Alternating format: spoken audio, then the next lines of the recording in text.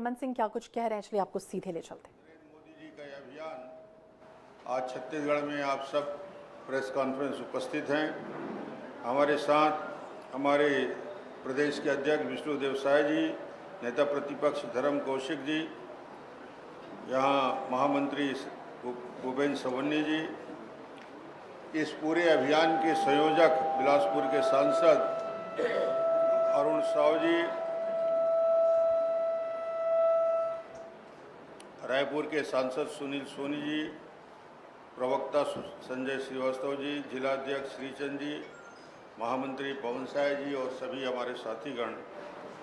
मुझे लगता है कि ये विषय और इसका संक्षिप्त विवरण माननीय प्रदेश अध्यक्ष जी ने दिया। प्रधानमंत्री जी की हमेशा प्राथमिकता रही है गरीब कल्याण और हर योजना का केंद्र बिंदु गरीब रहा है। सेवा, सुशासन और गरीब कल्याण 8 साल की यात्रा, और मुझे लगता है मोदी सरकार के जन कल्याण के लिए जन भागीदारी के साथ जन सेवा को समर्पित ये जन जन की सरकार है। मोदी जी का लक्ष्य क्या रहा है? किसान का सम्मान हो, गरीब का कल्याण हो, युवा को अवसर मिले, महिलाओं का उत्थान हो, तकनीक में नवाचार हो, विश्व पटल पर भारत को मजबूत पहचान हो, इतिहास के समस्याओं के स्थायी समाधान का रास्ता निकले, और ये संभव हुआ है इन सारी बातों में तो मोदी जी के कुशल नेतृत्व में, दृढ़ इच्छा शक्ति में, दूरदर्शिता की बदौलत ये संभव हुआ है। मैं राष्ट्रीय स्तर में मुद्दों के संक्षिप्त वर्णन तो आपको करूंगा ही, उसके पहले मैं बता दूं कि छत्तीसगढ़ में मोदी सरकार के आने के बाद क्या परिवर्तन आया है, क्या उपलब्धि है हमारे छत्तीसगढ़ में, या किसी राज्य को क्या एहसास होता है कि हाँ, केंद्र में यदि मोदी जी की मजबूत सरकार है तो छत्तीसगढ़ को क्या लाभ मिला, वहां से मैं अपनी बात शुरू करना चाहूंगा। मोदी जी लंबे समय तक मुख्यमंत्री रहे, 15 साल की यात्रा मुख्यमंत्री की है, इसलिए वो मुख्यमंत्रियों को दर्द और तकलीफ को समझते हैं, पीड़ा को समझते हैं। मोदी जी समस्याओं के पूरे जानकार हैं। मोदी जी कोई 2.5 साल के फार्मूले में टपकने वाले मुख्यमंत्री नहीं हैं।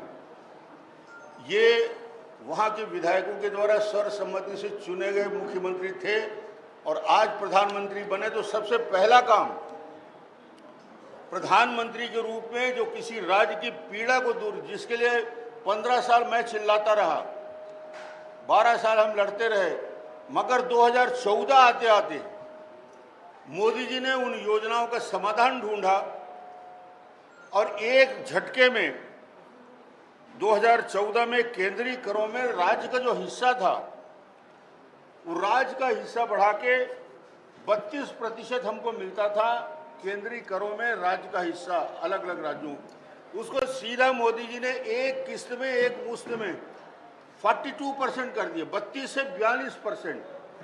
किसी को मांगने की जरूरत नहीं पड़ा, किसी को रिकमेंडेशन की जरूरत नहीं थी, वो खुद जानते थे। इसलिए वो 42% योगदान छत्तीसगढ़ को भी मिला, पूरे देश को मिला। ये उपलब्धि सबसे बड़ी उपलब्धि किसी राज्य के लिए। राज्यों को बजट कितना मिलता है उसकी तुलना यदि हम करें तो छत्तीसगढ़ में केवल इस बजट में पिछले वर्ष की तुलना में 8 करोड़ ज़्यादा मिले। 8 करोड़ की राशि हमको, 8,000 करोड़ की राशि हमको ज़्यादा मिले।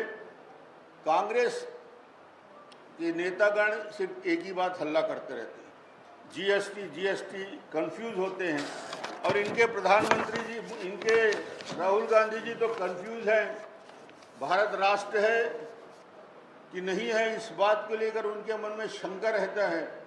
मगर जीएसटी के लिए कोई बोलता है 8,000 करोड़ का मिला, कोई बोलता है 32,000 करोड़ का मिला, कोई बोलता है 55,000 करोड़। अरे भाई, जीएसटी का स्टेट सीधा सीधा फार्मूला है। जीएसटी का फार्मूला ये है कि जीएसटी काउंसिल है जिसमें सारे राज्यों के प्रतिनिधि रहते हैं, वो तय कर देते हैं कि किसका कितना शेयर मिलना है, और उसी आधार पर शेयर मिलता है। इसमें हल्ला करने की ज़रूरत ही नहीं होती। केंद्र सरकार कितनी उदारता के साथ राज्यों को भरपूर राशि देती है, उसका उदाहरण यह है कि नितिन गडकरी जी आए, केंद्रीय मंत्री जी आए यहाँ पे। उनको यह नहीं था कि ये कांग्रेस की सरकार है तो मुझे यहाँ कुछ पैसा देना है कि नहीं देना है, घोषणा करना है कि नहीं करना है। 9,240 करोड़ के सड़कों का शिलान्यास और उद्घाटन किए। और बोलते क्या है गडकरी जी, छत्तीसगढ़ में यदि कांग्रेस ने अड़ंगा नहीं डाला तो मैं 1 लाख करोड़ से ज्यादा के सड़क के लिए मंजूरी देने के लिए तैयार हूं। ये नितिन गडकरी जी के शब्द हैं। छत्तीसगढ़ के विकास के प्रति क्या भाव है हमारे केंद्रीय सरकार के मंत्रियों का, इसको आप देख सकते हैं। मगर दूसरी तरफ वही मुख्यमंत्री जो बड़ी बड़ी बात करते हैं प्रेस कॉन्फ्रेंस में दिल्ली में जाके, उन मुख्यमंत्री की स्थिति मैं ये बताना चाहूँगा कि प्रदेश हिंदुस्तान में अकेला छत्तीसगढ़ एक ऐसा राज्य है जिसने गरीबों का आवाज छीना। गरीबों के लिए 2 करोड़ 30 लाख से ज़्यादा आवास का निर्माण चल रहा है पूरे देश में।